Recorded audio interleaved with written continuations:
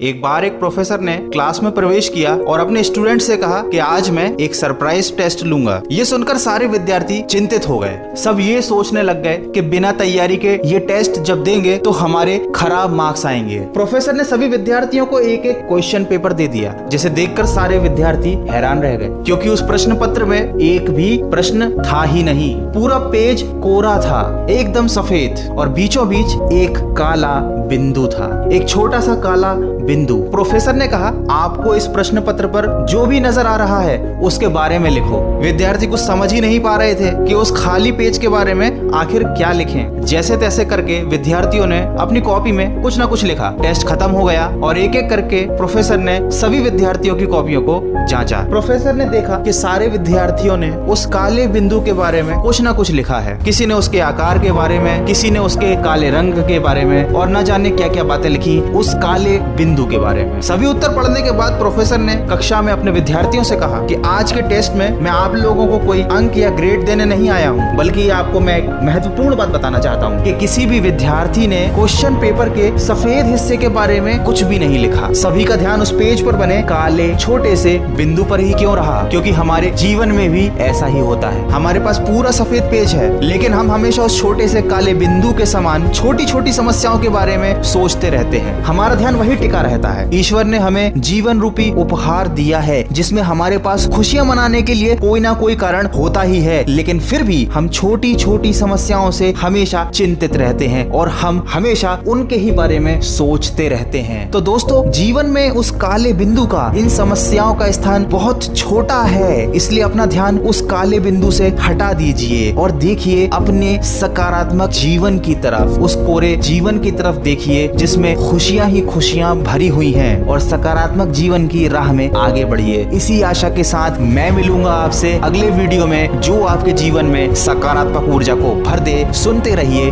मन की आवाज।